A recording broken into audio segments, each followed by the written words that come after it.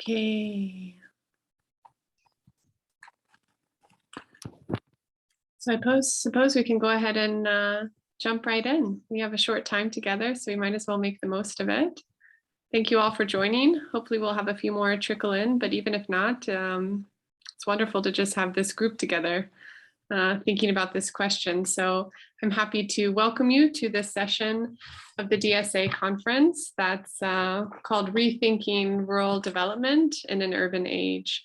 And for this panel, we were inviting contributions on new ways of thinking about rural development and really exploring the opportunities and challenges entailed in realizing sustainable rural transformation. And we were really excited to see, to have 3 case studies of movements, projects where there's been real effort to kind of think about rural transformation in a different way and to explore together what we can learn from those. So as you know, the conference has encouraged us to limit the formal presentations in the session itself and to focus more on discussion. And so I thought we'll start maybe with each of the papers presenting, 2 minutes, just very briefly, some of the main aims and contributions of your paper. And if there are any particular questions that you have that you'd like to explore in discussion with others, you can also raise those now, but there'll be time also to explore them, to have those questions come up later. So maybe we can begin with the paper by Arnab Chakraborty. I hope I pronounced that okay. Welcome, from the Institute of Rural Management in Anand. And his paper is called Innovations in Agricultural Education, a knowledge-centric vision of urban-rural linkages in India. So Arnab, would you like to just give us a brief introduction to your paper? Yeah, sure. Thank you. So just as a background to this paper, it has been widely recognized that the Indian agriculture sector is going through economic as well as an ecological crisis. At the same time, the sector is locked into a socio-technological regime which perpetuates this crisis, and the educational system is part of it. So this has led to large-scale descaling of agrarian communities, especially the youth, which has led to their migration, often for low-paying precarious jobs.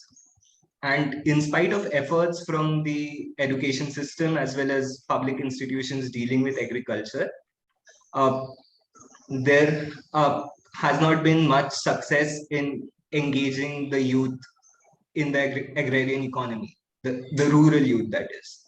So with that as a background, I have tried to look at the Gandhian education system, which had existed in India for a long time, and a particular educational program within Gandhian Educational Institute, which tries to create a different form of educational curriculum, which gives the rural youth a broader idea of a larger social goal is given to them about how rural transformation can happen through entrepreneurship and how they can engage with the field to do this. So these kind of alternatives do exist, but these alternatives also have their limitations given they have been isolated from the mainstream educational system, and they therefore lack resources, both financial as well as intellectual. So in that respect, the paper finally calls for a greater engagement between these alternatives and the conventional education system. Thank you so much. I'll go ahead and before we discuss your paper, I think we'll do introductions all around so we can have a joint discussion on some of the themes that came from each of the case studies. So now I'm happy to introduce Caroline Fazley from the University of Bath. And her paper is called Cultivating an Ecology of Knowledges in APCNF through Peasant-to-Peasant Methodologies, Prospects for Deepening Agroecological Educational Processes. So Caroline, I'll hand it to you. Thank you. So it's quite a long paper, but I'll just try and share a little bit of some of the content. So I had written the paper, actually interrelates a lot with what Arnab has discussed. But this was in reference to a large state agroecology program in India called the Andhra Pradesh Community Managed Natural Farming Program, that's APCNF. So I was interested in exploring how approaches to agricultural education and extension would be different in a community-oriented agroecology program as compared to the top-down transfer of technology approach that was prevalent during the Green Revolution. And this led me to look more at the growing literature on the peasant-to-peasant or campesino-a-campesino processes coming out of Latin America, which focus very explicitly on social transformation and change in consciousness about the importance of rural life. And I tried to see what these might have to offer for approaches to agroecology education in India. And as you'll see, many elements really resonate with the Gandhian approaches that Arnab discusses.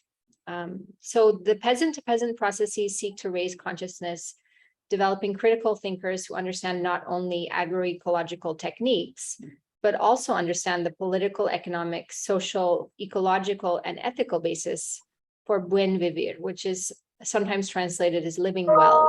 And it's sort of a term that connotes a more holistic vision of development.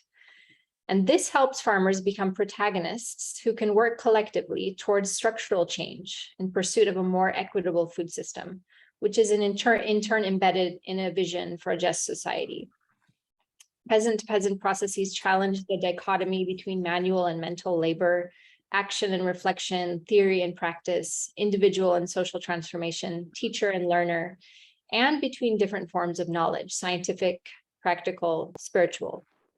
A key element of peasant-to-peasant educational processes is what has come to be termed the diálogo de saberes, a dialogue among forms of knowledge and ways of knowing.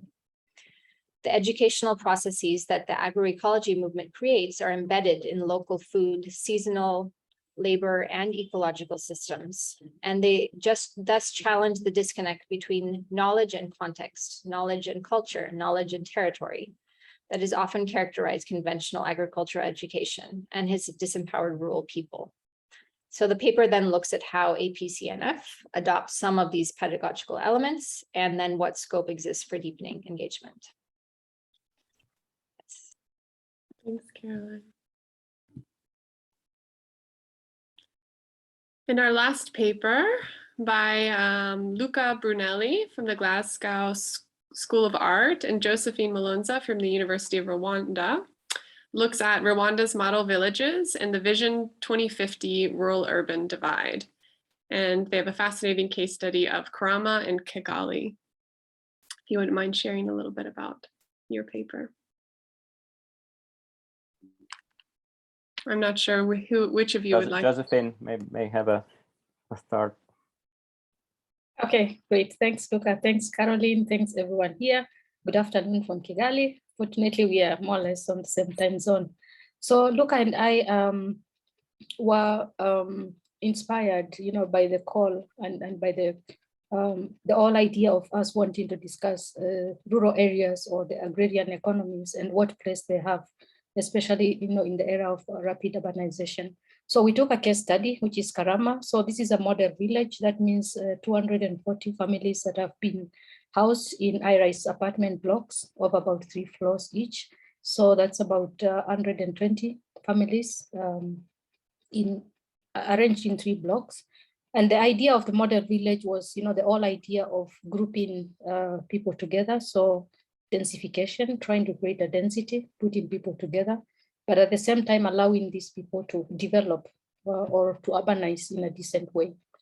Now, when you've looked at all the post-occupancy appraisals that we've shared in our paper, so these have led us to start to ask how these model villages can be better supported, because you have seen that the challenges are there in the few slides that we've shared in our paper.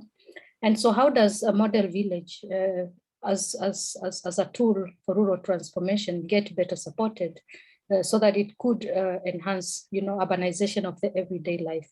So these are people that have been living very rural lifestyles, and they get placed in an opportunity to urbanize or to start living a more urban lifestyle.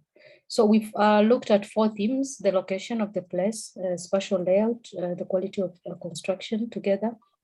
And we've looked at these formal and informal ways of life, as well as access to public facilities, especially education and health. And so we are just here to, to share the question that we have with you all and see what conversation we can have. How do these elements get better articulated? How do we use housing, as a tool to provide opportunities for rural populations to access the benefit of urban development? So that is where we are. I don't know if my colleague Luca would want to chip in something there. Well, I suppose we took a sort of extreme case because there are other rural model villages that are more in rural areas, whereas Karama is almost in peri-urban area around Kigali, and is probably one of the most denser in terms of infrastructure.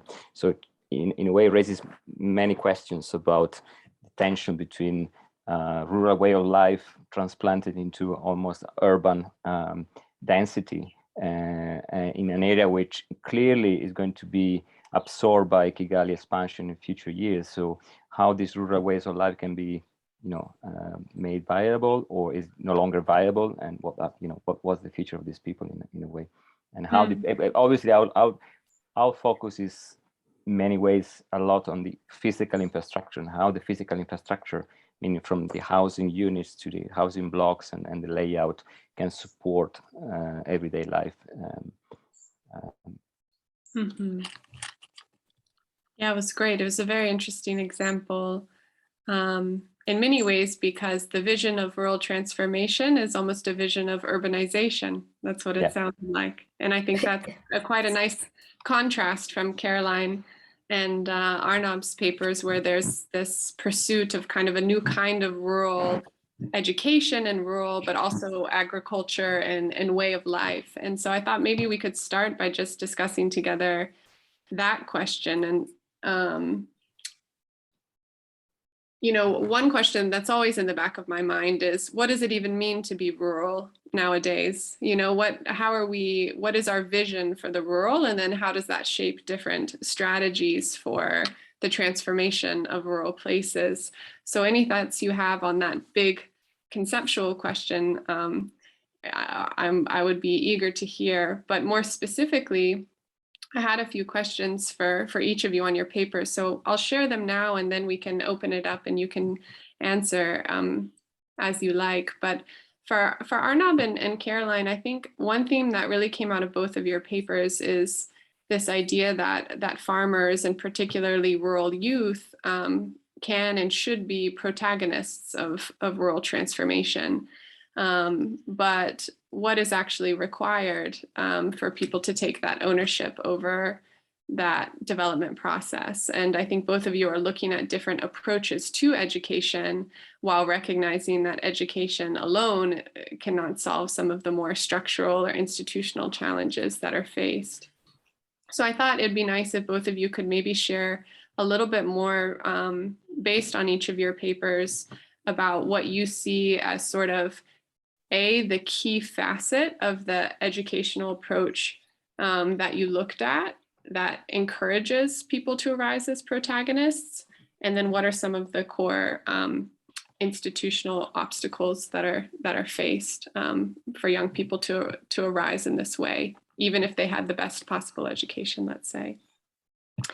And then for Josephine and Luca, I just thought it was so interesting to hear that this ambition to resettle 70% of the rural population in Rwanda in these villages. I mean, it's a massive resettlement movement. And one very practical question I had was, why resettlement, rather than the transformation of rural communities where they already are? And it sounded to me from your paper like some of the challenges that are faced come from the actual movement of populations, that resettlement, that people might not have the same sense of ownership or feeling of connection to where they are. So I'd just be curious to hear a little bit more about that. But then to also connect it to the question I asked Caroline and Arnab, you know, is there any, it seems like a lot of the focus is also on infrastructure and access to services. Is there also a vision for the role of youth or education, new kinds of education in these model villages, and what role youth have to play sort of in the development process? I don't know if that's secondary or central to this model village, but I'd be curious to hear. So I know I threw a lot at you, but hopefully that generates some discussion. And I'll just open the floor, and whoever would like to start first is welcome.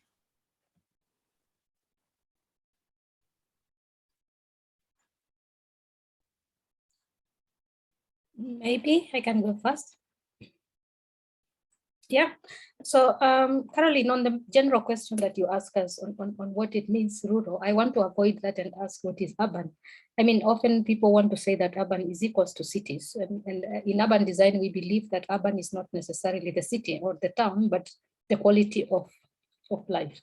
So I think what is rural largely tends to be defined or framed by, you know, that character of being a remote place, of being countryside, of being, and I think the way we've called it already gives it a disadvantage. That is why this topic was very interesting for us in our paper here, is because also in the rural areas, we do observe these qualities. And even though the qualities are there, we are still slow to call this urban.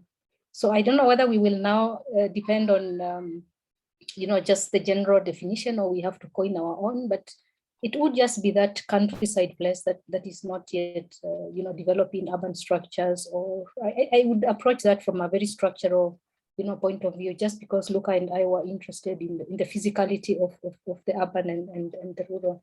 But I will let colleagues also share their thoughts on this. And if we are at a point of jumping into the second question, so why the resettlement is happening in Rwanda? So Rwanda is very small. I don't have the figure in my mind of how many square meters the entire country has, but if you look at our paper, we did provide a location map or not, but Rwanda is, from the names I can guess there's a Rwandan in the team, Remy, maybe he remembers this very well, but it's a very tiny country in the middle of Africa, but the population is rising at an alarming you know, speed. So that is why we as a country, there was a conscious decision that land is very limited, the country is very small, but the populations are rising exponentially. So what do we do? So densification became very apparent and supported by the government, and this is happening just in the urban areas as well as in the rural areas. And so the pilot for, you know, the model villages was done around 2000, and that was quite successful. So it's also not starting as these big blocks, it's starting as 2-in-1, 4-in-1, 8-in-1 units. So it keeps on scaling up, and when you know, reviews are done, that seems to be working, and so that inspires the process of making them big and big and bigger. But just to reiterate what my colleague Lucas said, is that the particular one that we studied is actually within the Kigali city, but the rural part of Kigali city, which is more peri-urban than being seen as rural. I mean, which is also maybe back to the question of rural and urban. I think they fit into each other. We find urban areas in rural areas, and we also find rural areas in urban areas. So I think it's an interlocking, you know, kind of a situation. So I will stop there. I will let Luca add a few comments if he has any, but I will let it open for the other panelists as well. Thank you. I think just to add that one of the drivers of this process of concentration of population in model villages in Rwanda has been also the removal of, you know, the tradition is the population has been scattered across the country, but there was a need to remove people from first place from hazardous or flood-prone areas, but also a way to by concentrating people in model villages or rural villages to preserve more you know, land and make more the most valuable land for agriculture available a more organized sort of development in a way. It has been contentious, obviously, and it started with the relocation of refugees from the genocide in 1994. And actually, I think that's the reason why international agency funded this process initially, because it was meant to be a relocation of refugees rather than another example of failed processes of ruralization of population as happened in the previous years in Ethiopia and other countries in West Africa. Sorry, in East Africa. So there are several reasons why this process happened, and then has been taken over by the government in the last 15-20 years as a way to strike a balance between rural development and urbanization. Not sure we are replying to all your questions. There was another one about education. I think that's probably one of the more difficult one to answer, because that balance between providing education for youth, but what kind of education is education that drives them away from the rural means of life into urbanization. In many places it seems so, but to be honest, I'm not completely sure. Maybe Josephine has more insights on that. What I know, or what we found out in our primary research here was that, so the model villages is not just about the housing, but they also have several other pillars that support the social, economic, environmental outlook of the communities. And so one of the things that they're trying to do is connect them to education facilities, health facilities, economic activities such as greenhouse farming or chicken farming or pig farming or something like this. But I can also maybe share the general national strategy here for transformation, economic development, and poverty reduction is that before 2005, around 2005, so Kigali city was the only capital that existed in Rwanda, but there was an intention to open up what they call secondary cities or tertiary cities. And this was an idea also to develop these rural areas. And the secondary cities also come with an entire set of infrastructure, public facilities. So education it's cross-cutting education. The two papers that are in this panel are all around this. And so you always have to educate the population, in order to develop, in order to reduce poverty, in order to advance. And so the model villages are constructed along pillars, and education is one of that. Obviously, one of the challenges that we shared in our paper was when these populations are moved from high-risk zones or prone areas, and they have to access urban education, if we may call it so, it tends to become a little bit more expensive than what they were used to paying, and that also does create a gap. But the intention to have education as a component of the model villages is already there. Because you cannot leave behind, the basic health education or, these kinds of facilities or soft infrastructure into people's lives as you develop, as you urbanize. So, if we may call it so.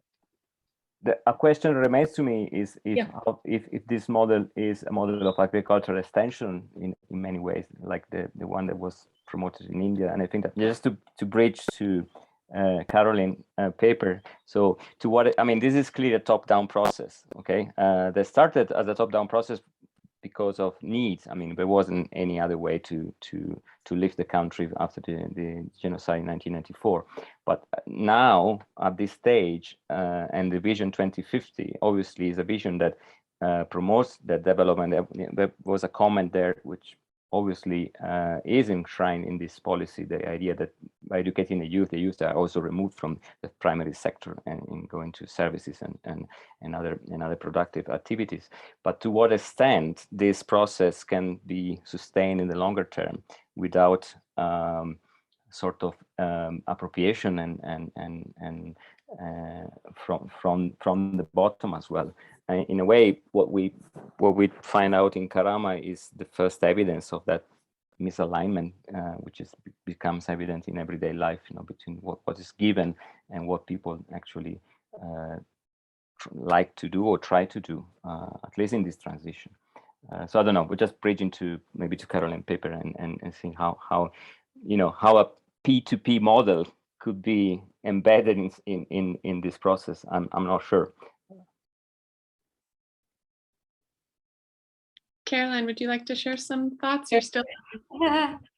Yeah, I mean, there's a lot to think about, and the experience of Rwanda, I'm not as familiar with, and I know it's a very different context, but in terms of India, I mean, so in terms of urbanization, obviously India has been moving towards greater and greater urbanization, and we have some of the world's biggest megacities that tell you the story of sort of what it looks like when you just let things take their own direction.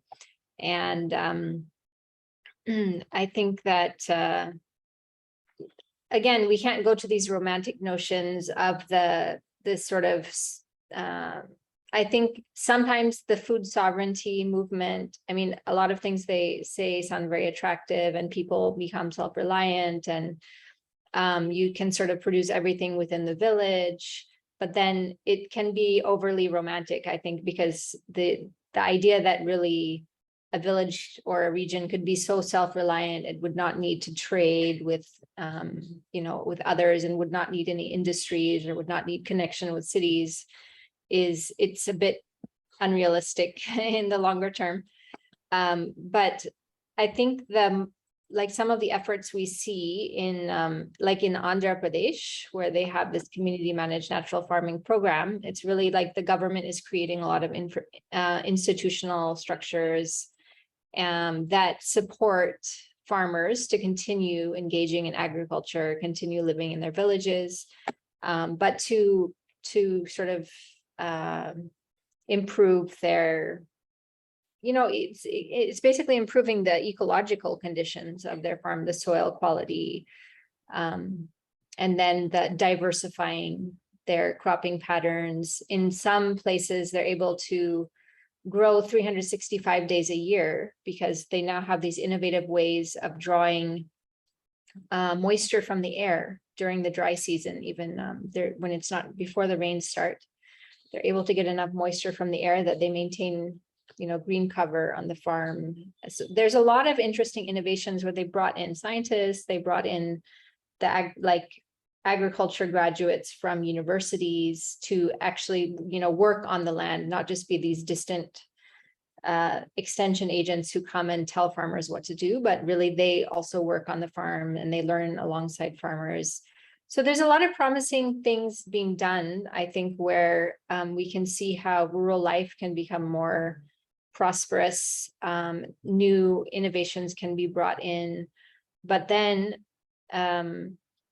I think it still needs to do more in terms of asking these bigger questions that Carolyn was just alluding to, which is what is required for farmers or youth to become rural youth, to become protagonists of rural transformation, and to really see themselves as having this capacity and really, being empowered to think about the future of their village or their whole region, and sort of see themselves as agents of change.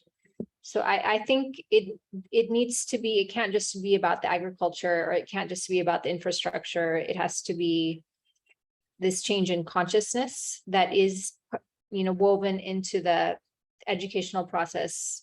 I mean, definitely in schools and colleges, but also in informal spaces of learning where people can sort of reflect together and chart a course for the future of their village. So that's what I would like to sort of see more of in these types of programs. It's there to some extent, but it could be more. And I think Arnav also spoke about that. Yeah, and I just want to add a bit to the first question, the question about how do we conceptualize the idea of rural. So in my paper when I talk about the basic Gandhian philosophy of rurality. So we see that the idea of rurality is somewhat political. So it's not only a spatial entity.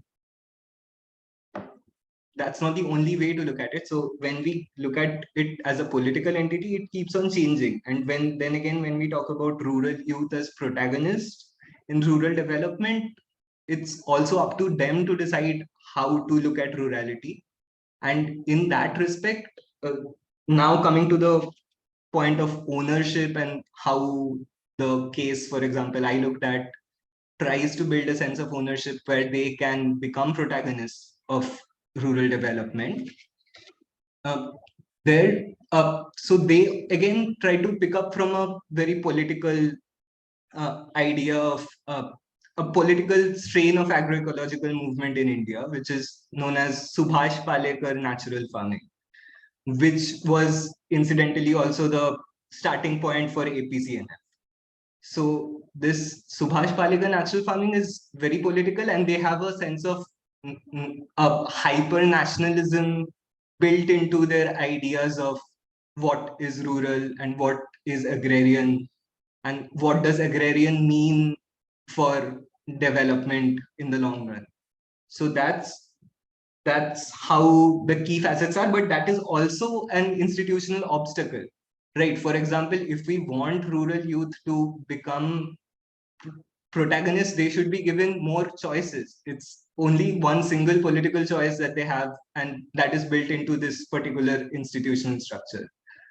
And for that, we need greater exposure. And this was one question that Luca had put in the forum about a question about language and exposure, and how youth can get greater exposure. So in that respect, it is necessary to give them more exposure where they can navigate different ideas of rurality as well as urbanism and figure out how to create rural transformation. That's what I feel.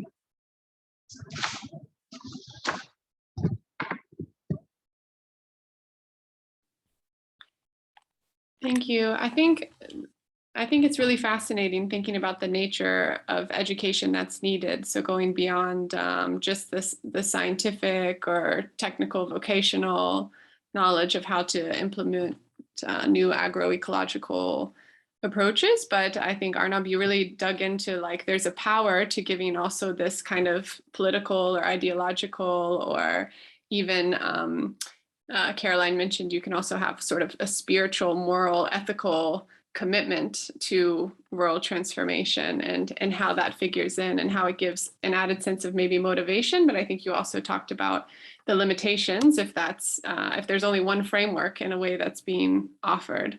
And that made me think about another question that arose for me when reading your paper, and also Caroline's, I think it came out in yours as well, which is about there seems to be maybe a kind of tension with these new, with movements that are really trying to go against the mainstream. And they have to have a certain kind of, let's say they're operating parallel or even in isolation or separate from these mainstream models in order to have the space to learn about something new.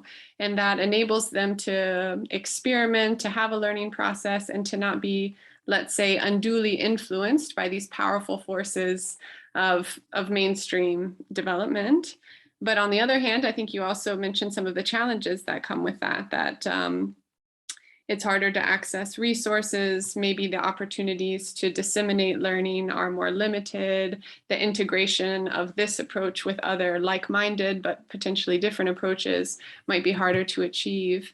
And so I was just curious if you had any further thoughts on this tension between the level of let's say isolation or integration with mainstream development processes. And for Caroline, I think what's interesting when you were talking about, here's a case where there's actually now state support for what used to be very alternative models of agriculture. And so I'm just wondering, more practically, are there lessons learned for other governments or other states about what it means to practically support more agroecological approaches, and what is helpful? And coming back to this question I asked Arnab, when the state supports it, does it kind of water down in a way actually the power of the initial movement, but you do gain sort of diffusion and slow adoption of these alternative models? Or is there really, has it reached a point where, yeah, this new vision, this new agroecological movement, it can be picked up by the state and then diffused more widely? Kind of what lessons might be learned that other places, particularly governments, could take from the experience in Andhra Pradesh?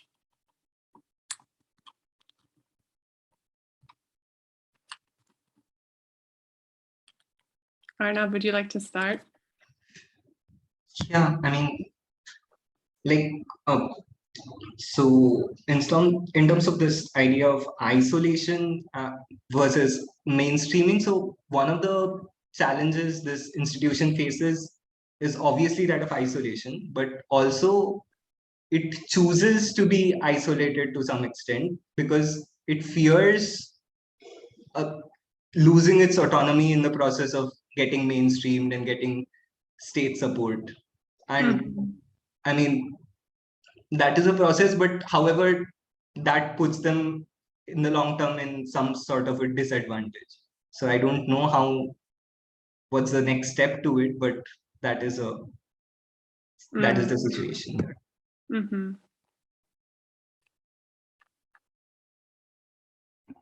Yeah, I think it is a challenge when you put something very revolutionary into like a government bureaucracy. And what tends to happen is that it gets, it becomes very inflexible and rigid, and that's sort of been avoided to some extent in Andhra Pradesh, because they created, it's like a government NGO. It's sort of like a separate organization that has some autonomy from the government. And it's also able to receive international funding. So it had some funding support from outside. So there's a certain level of autonomy, but then all these issues started coming in with like these certain staff members, they don't get paid their salaries by the government for many months, and then they don't do their work. And then, you know, those typical like government scheme type of problems. And I think how to build like continuous learning and improvement into a government scheme, you know, because a government scheme tends to be like, okay, this is what the program is, and now we just implement it. Whereas what is needed probably for rural transformation is like continuous reflection, and let's adapt to the reality. And like what Luca and Josephine also spoke about with that Karama, that the housing they had built, and then they put this railing between the people's back of their homes and the kitchen garden, so they couldn't actually use the kitchen garden.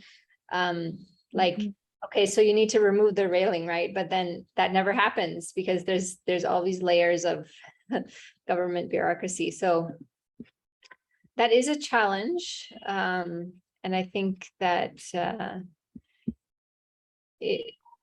it's possible to maybe think of institutional innovations that would help, like to have like, and so I think they have different layers in Andhra Pradesh community managed natural farming, where they have like at the panchayat level, and they have these clusters, and they have different institutional structures at different level, and the lower level ones, they have more flexibility. So there's some things like that you could think about.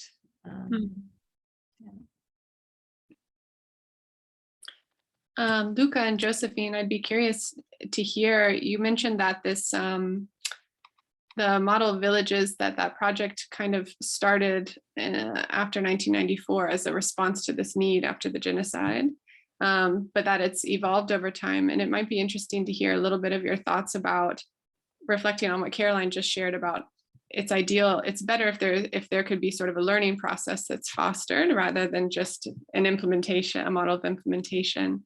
And I was wondering if you have any insights. It sounds like a lot of what you were covered were relatively new in recent years, but how the implementation of these resettlement programs and these model villages programs, how have they evolved? Is there any learning process so that they're continuously improved over time? I mean, your paper is obviously trying to contribute to that, as you said at the beginning. How can these be better and better, become better and better programs and approaches? And before you answer that, I just wanted to say that I think we can, oh, thank you. We already have a question in the chat. I wanted to encourage others who are here at the panel, if you have questions, we can use the remaining time to look at some of the questions we have as a group, or even you as panelists, if you'd like to ask each other questions, you're very welcome to do so. So we'll start. I don't know if Josephine, Luca, you have any thoughts on the question I asked, and then we'll look at some others.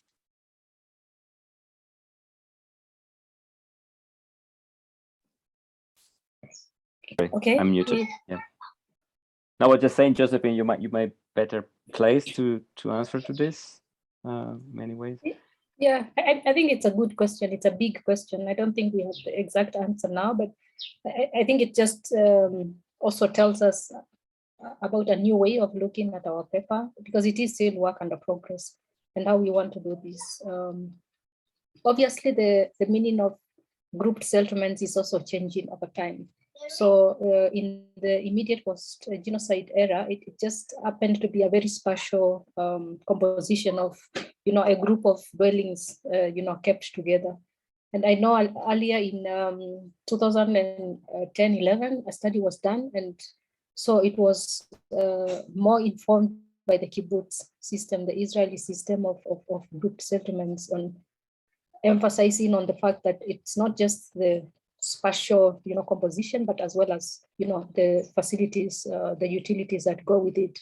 So the addition of water, addition of electricity into these group settlements. So locally we call them imidugudu. So in around 2012, we got a new definition of imidugudu. So the group settlement had to be, yes, the spatial unit, but it also had to be supported to have electricity, to have water, which are very important utilities in our context here. And so that changed a little bit more. But as Luca was also saying, the culture of the people was, people that are used in living in isolated, buildings, houses. If they have a middle income, upper income, they would prefer to have a fence around the compound. If no fence, then there would be, they're very interesting typologies here. So they would have houses next to each other, and those create courtyards. So a lot of those cultural practices are still available now. And that is why when you put them in this linear block, then they start to miss that courtyard space and intervention. But I just want to say that Luca and I can take this as a challenge, and we can try to do that kind of, not just the very recent transformations or what the people that live in Karama are saying, but also to try and find out how exactly the whole transition is happening from 1994-95 to date. I think we might be able to unpack, several other pieces of information that we might not necessarily have brought to the paper now. I think also, in addition to what Josephine just said, I think at the beginning of this year, there's been a parliamentary inquiry into the condition of I think they visited more than 60 different model villages. So there was a sort of coming to term that not everything is working well in all places.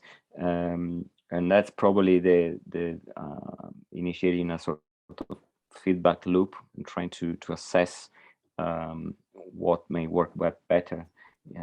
I think ultimately there's a tension between, given the condition of the country, between trying to densify the settlements and what that densification means in terms of everyday practices.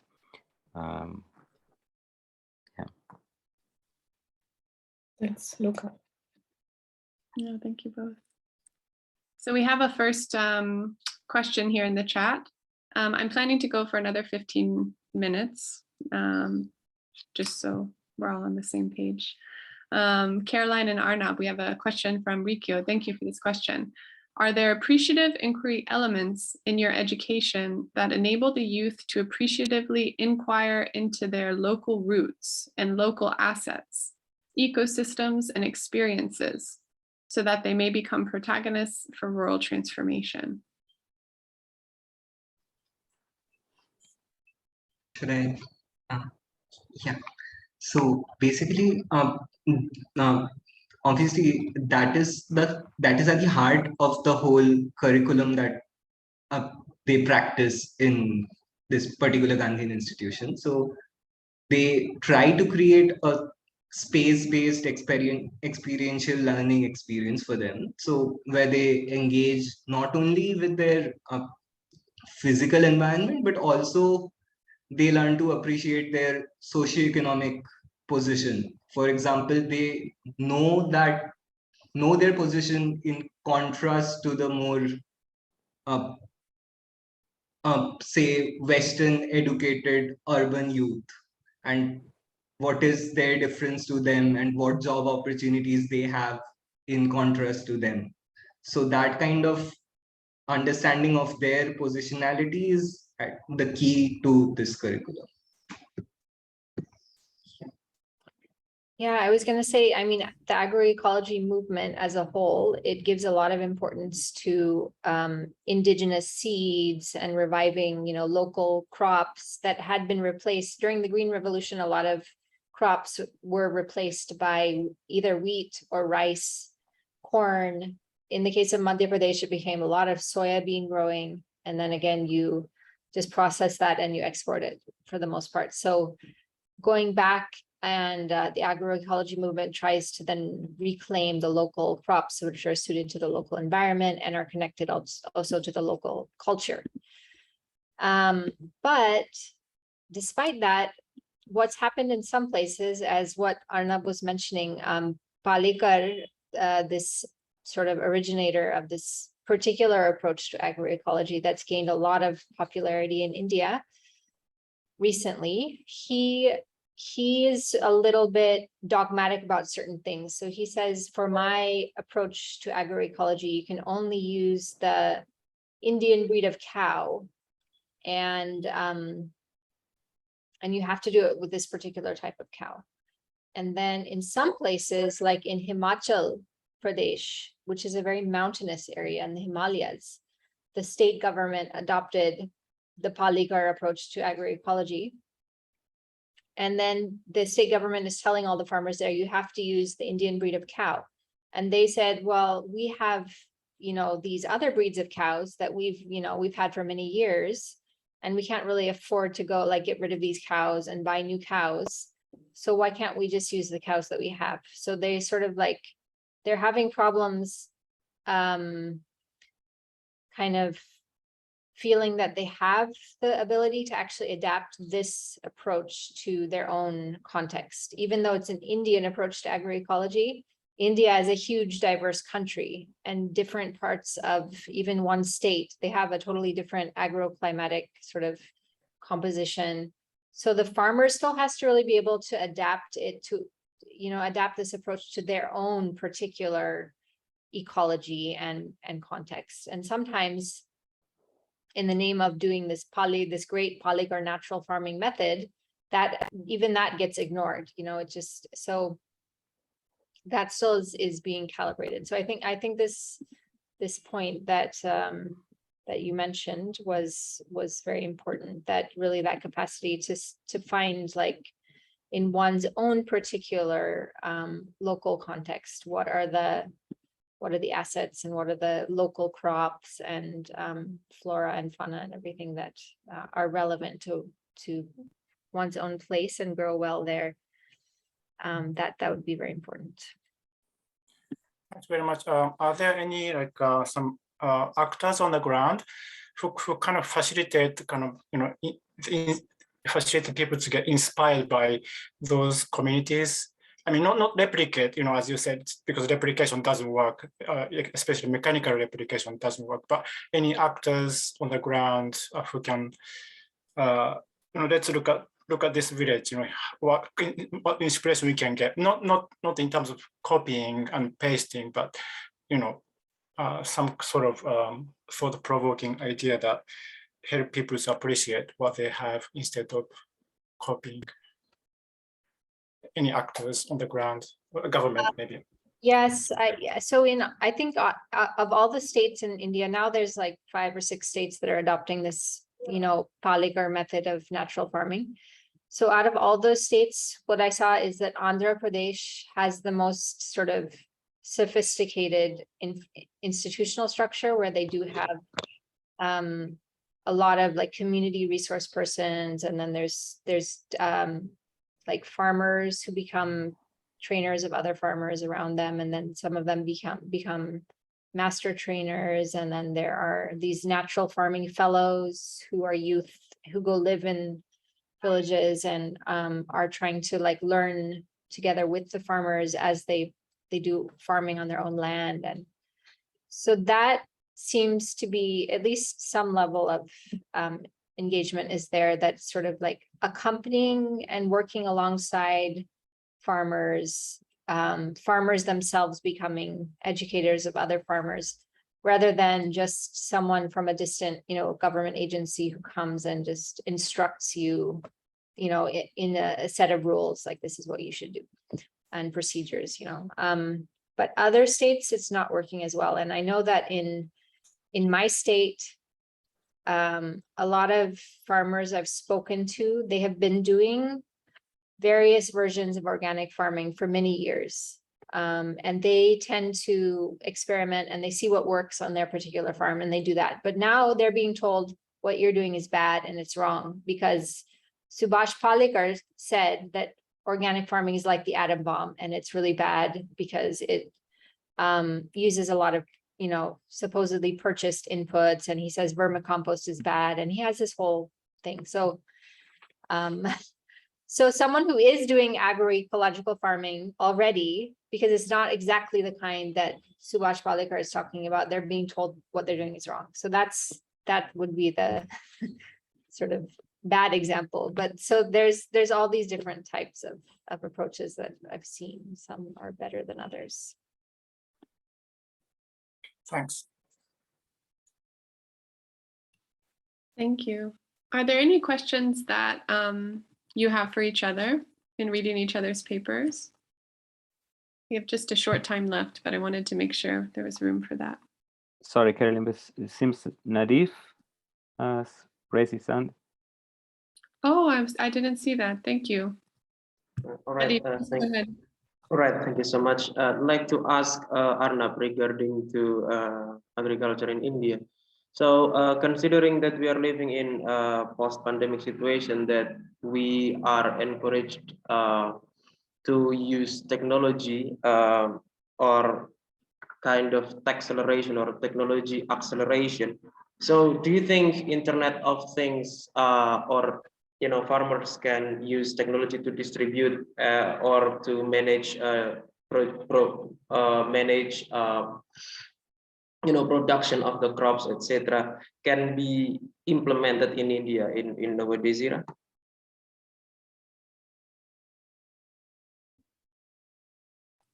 I mean, that would largely depend on what kind of farmers we are talking about. In India, there are several groups of farmers. Some of them are capable enough to implement those technologies.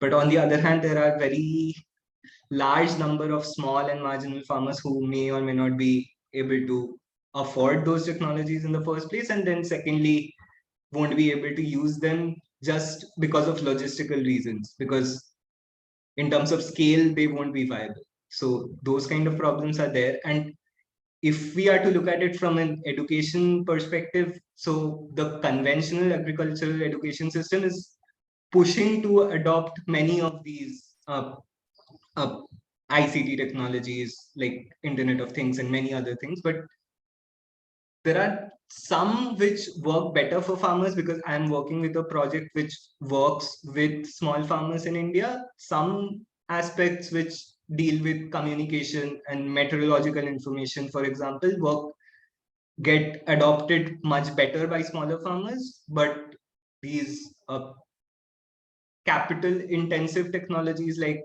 IoT or drones do not fare that well with most farmers.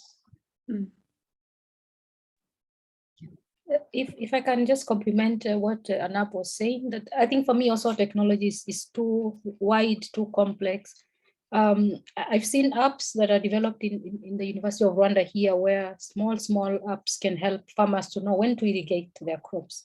I think that level of technology maybe can be embraced, but there is really, the other that goes really wild, or the bomb just explodes when we start thinking about technology, because I think technology then once makes us to just want to rush through the production of food without necessarily thinking about quality.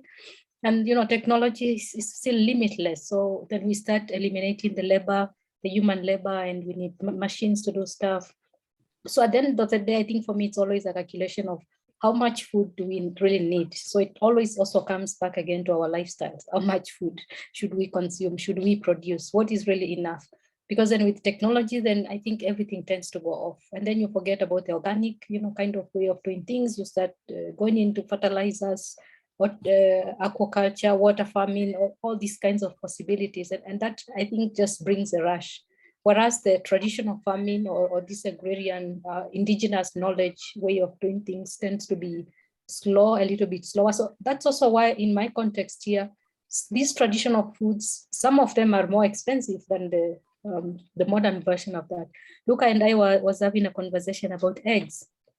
From the local chicken is double the price than from the other. And so I think when technology comes in and you're told that you can grow a chick into a chicken within a very short time, and then you can get so many eggs per day, not the traditional one that will give you 1 egg per day for just a couple of days, and you have to wait again for another 1 year. So I think technology, it's a good question, but if we don't scale it and be purposeful in what part of technology we put into agriculture, it tends to mess up everything, because it brings in the speed and the anxiety, and I think everything tends to get out of place. Thank you. I think, sorry. Yeah, please, Luca. Yeah, you can continue. No, I think it brings back to that more philosophical or core question that, or that way of understanding that Arnab mentioned before, about who defines what rural development, who defines who rural or urban development is.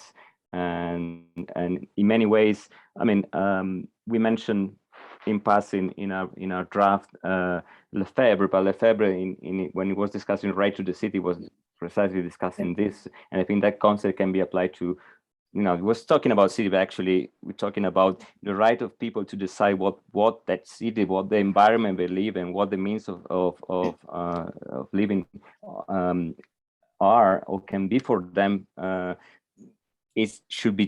decision should be taken by them.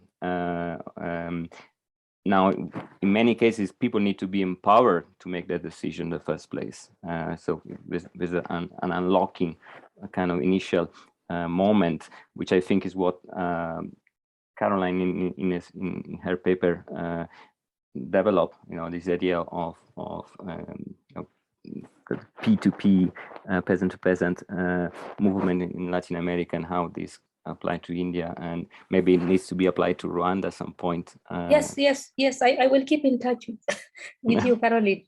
It was quite insightful for me as well. First time I'm hearing about this, and it just seems to tick, and maybe we can try it. I don't know. We can look for the right people. Yeah, I think it's really, important, like what you're bringing it back to, this whole question of development and what do we understand as being development, because it's not really about what's rural, what's urban. It's really about what do we envision as development, whether it's urban or rural, and what sort of values or what sort of like visions of prosperity are sort of incorporated in our vision of development. And I think what we see in all these cases is that the mainstream visions of development as, maybe GDP growth or, increase in consumption and those sorts of things are inadequate, so we need a new vision of development. And I think then how this vision incorporates the role of the people, the people are your treasure, the people are your resources and their knowledge. Thank you. Caroline, Yeah. I think those were better closing comments than I could have given, so thank you. We're at time for our hour. I want to thank each of you for the papers that you put together, for reading each other's in this rich discussion, and it could continue. There's so many more questions, but yeah, thank you for this time, and thank you for each of your thoughts, and hopefully we can stay in touch. As Josephine said, hopefully we can all stay in touch as we continue tackling these questions. Thank you, Caroline. Thank you for organizing this. Thank you. Thank you Thank all. you, everyone. Yeah, Enjoy the- Thank you. Definitely stay in Bye. touch. Yeah. Bye. great. Thank you. Bye, Rami. Bye-bye. Thanks for coming to here. Did we represent your country very well? Very well. Yeah, thank you very much. Actually, I was learning. I was learning. It's not my area. I was just learning because I was part of this conference. So Yeah, when I saw this paper, I said, let me join and learn. yeah. Yeah, thank you Murakoze very cyane. much. Namwe, thank you. Sawa. Bye. Bye. Yeah. Murakoze is thank you with Yeah, Kinyarwanda thank you.